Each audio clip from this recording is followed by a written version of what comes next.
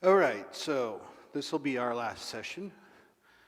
And even though I said this morning it was going to be on the shepherds, I was just fooling.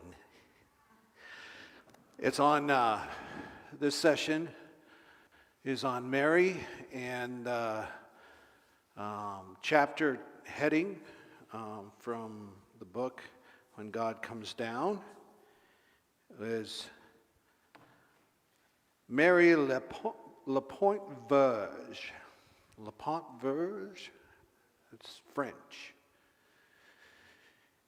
It sounds better than the translation, which is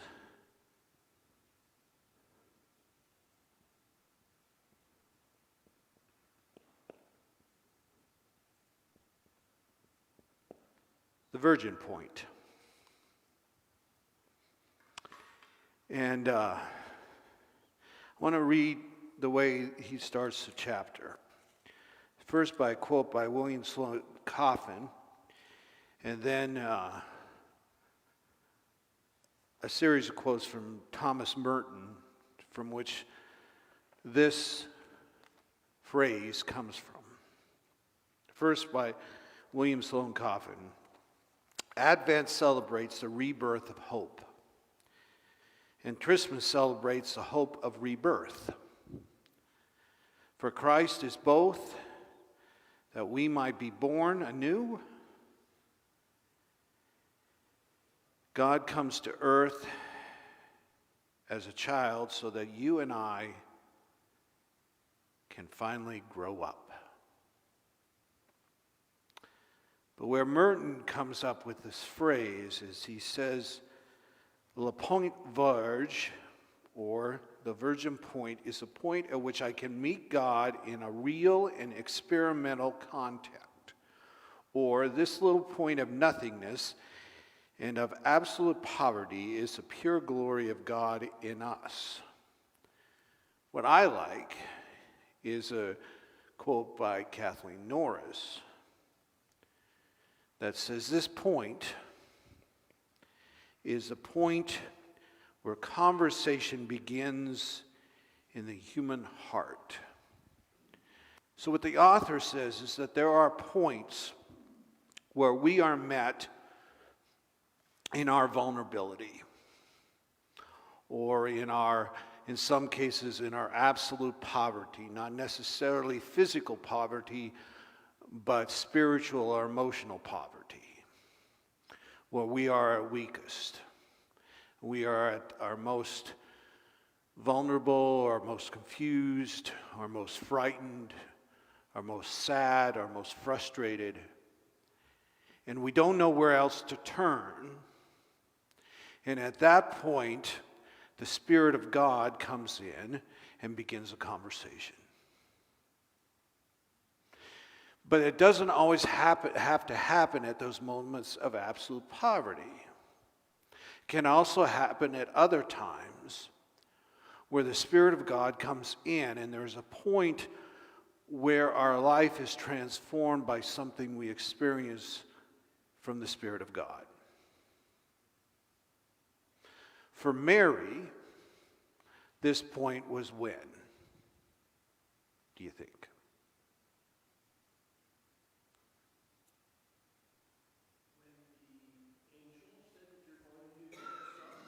Right. When the angel said, I have good news. Don't be afraid. I have good news. You are going to bear the Son of God. And the actual point is when she said,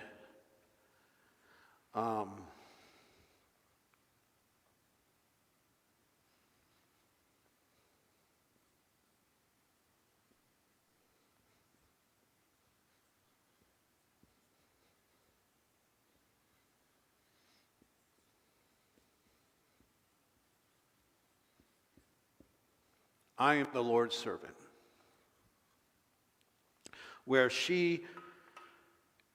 Why that is this crucial point is she is allowing that point to happen.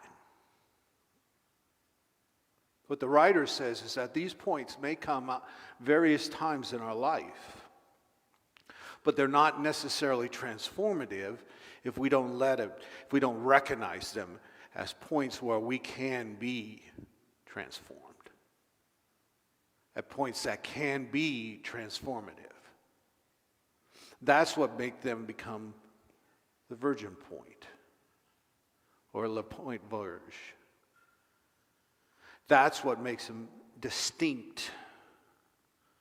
Because what Mary was accepting at that point was the acceptance of what seemed by all practical reasons to be impossible.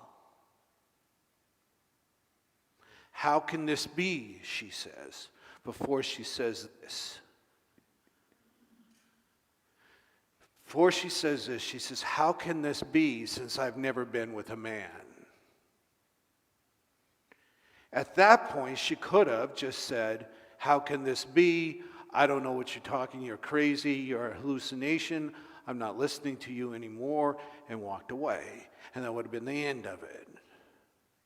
But what made it the Virgin Point is she allowed that impossibility to herself to enter into the conversation with that impossibility, with that spirit of saying, okay, I don't know how this is going to happen. By all practical reasons, it seems to be impossible, but I'm going to have the conversation anyway. I'm going to allow for the possibility. I'm going to allow for that God can do anything, that nothing is impossible to God. And that's what Gabriel says to her when she says this. When she asks that question, how can this be? The angel Gabriel says, nothing is impossible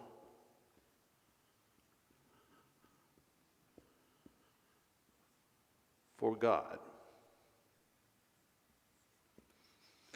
And at that statement, her faith enters into a conversation with her reason. She doesn't give up her reason. She doesn't give up her practical mind. She still is human. She still has questions, but she's willing to let her faith enter into the conversation. She accepts this point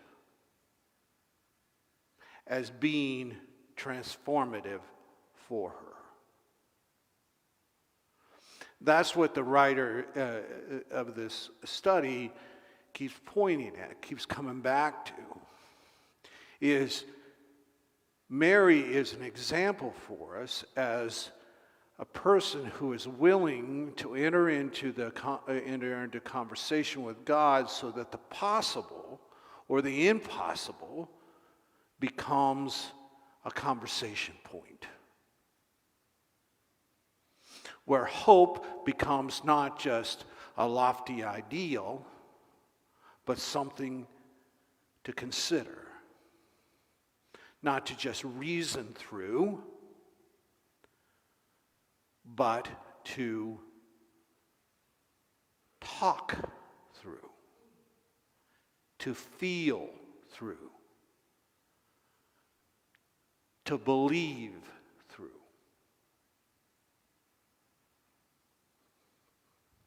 This is the difference between faith and belief.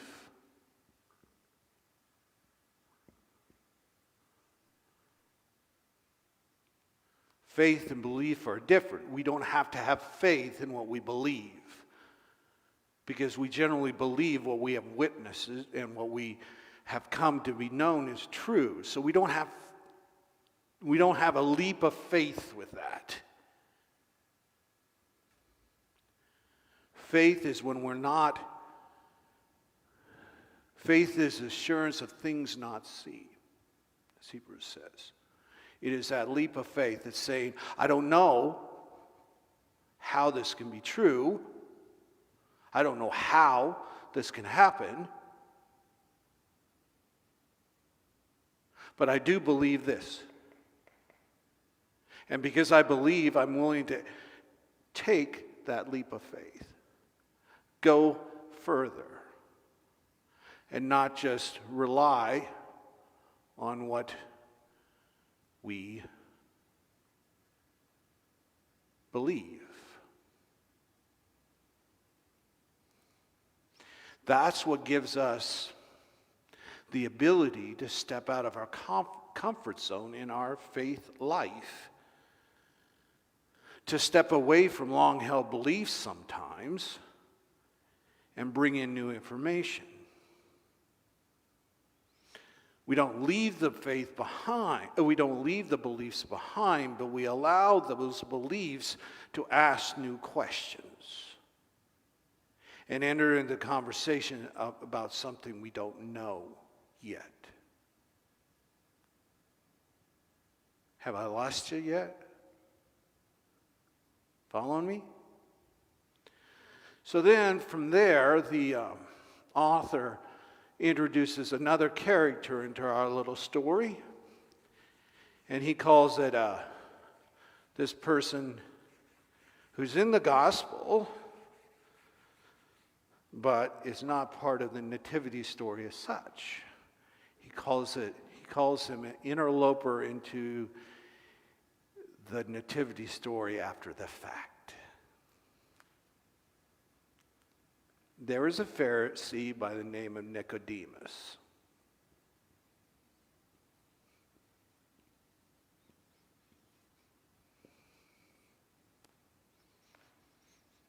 You all know the story, right?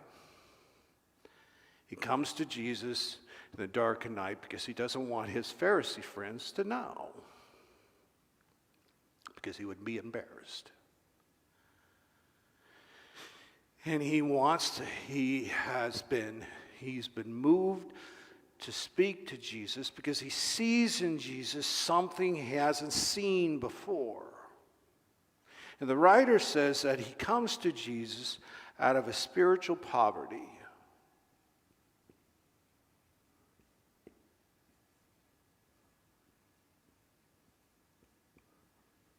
He's different from Mary in that he's not unknown like Mary. He's well known. He's not uneducated like Mary. Mary's not stupid, she's just not educated, right? He's highly educated, he's highly respected, he's a member of high society in a recognized city. His situation is completely different than Mary. But this is where they're similar, is that they're both coming, the point comes from a spiritual poverty, not in the sense that they lack spirituality, but that there is something missing. What's missing? The sense of transformation. The virgin point. The point where they want to entertain or enter into a conversation about something new.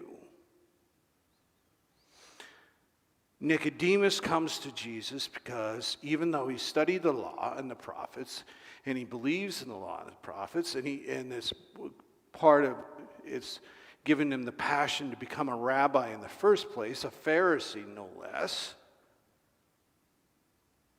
there's still something missing. There's something that he senses is missing.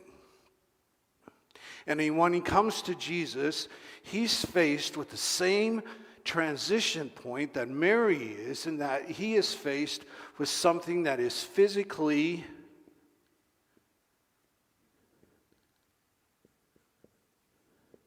impossible. Right? If you focus on what is being physically said, both things are impossible. A virgin birth, being born again physically. And he, like Mary, starts with the question, how can this be? Can a man enter the womb again and be born again when Jesus says you will be born again? And in both cases, they are pushed to get past the biology of it and enter into the theology of it. The theology for Mary is that God is going to, according to the writer of this book, the essential nature of the Almighty God is squeezed into a little human form. And for Nicodemus, the theology of it is that we have the opportunity and the calling to become newly born spiritually, in that we start anew, our lives anew. Now, the term born again has gotten a lot of, you can say, abuse in modern society. There's a rather snobby Bostonian who made a famous line that says, everyone born in Boston have come to realize that once is enough.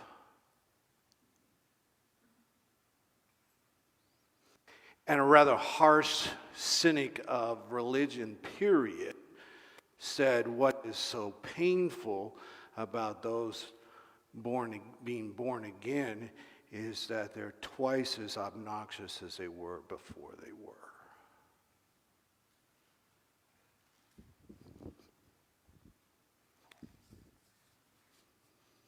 Despite the abuse or the criticism being hurled at the belief of being born again, the idea that there are moments in our life that can be transforming to us and can be a rebirth of some sort is not only not impossible, but essential to how we are called to operate in our faith life.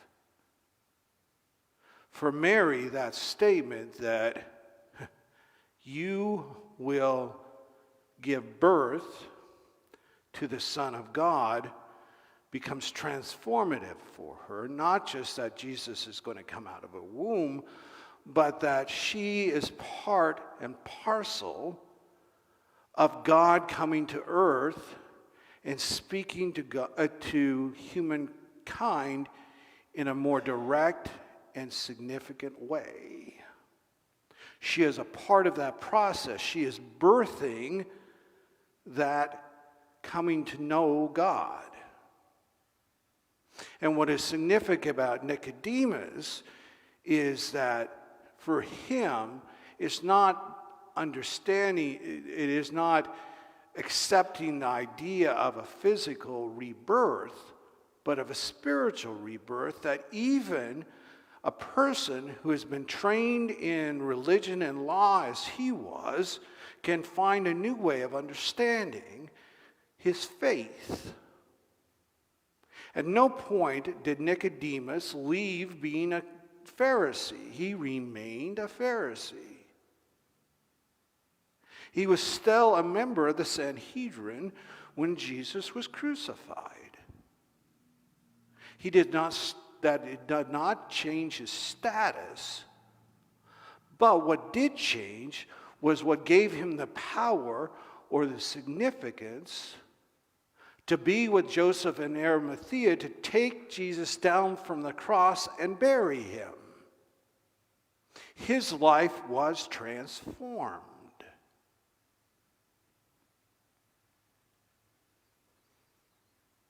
So the virgin point is that point where we enter into a conversation with God in whatever our lives we need stretched, where we need to have that conversation. Maybe we become too comfortable. Maybe we become too arrogant. Maybe we become too blasé about our faith. And what these two stories do for us is give us a chance to find those moments in our life where we can start that conversation again and grow in our faith again. And it's in that conversation that our life becomes transformed.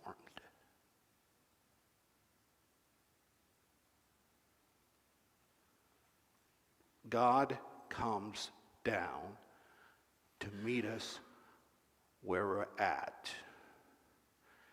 The author closes the study by saying, what the study is about and what Advent is about is not that Jesus gives us a ladder to climb to God, to understand God, but becomes a vehicle by which God comes down to meet us where we're at. And that becomes transformative. And that's the center of our faith. That's what I got for tonight. So now the mic's open.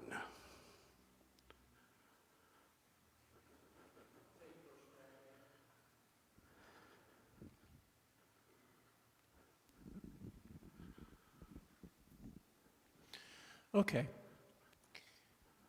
I completely understand what you're saying about the virgin point with Mary. You know, and how, what she believed, and then how her faith brought her to where Gabriel needed her. What specifically was the virgin point for Nicodemus? It says, just as the question that Mary asks Gabriel, how can this be, is the same question that Nicodemus asked Jesus, how can this be? Where they're willing to use a theatrical term, suspend their disbelief. What was Nicodemus in suspense about? When Jesus said, you must be born again. And Nicodemus says, how can this be? Can a man enter a woman's womb again? The physical impossibility became the facing of the physical impossibility that Jesus was presenting him, and having a conversation nevertheless became the virgin point for Nicodemus to come to a new understanding. Make sense?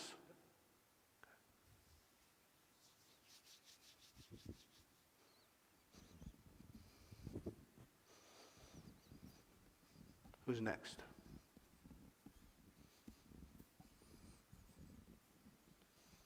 Anybody?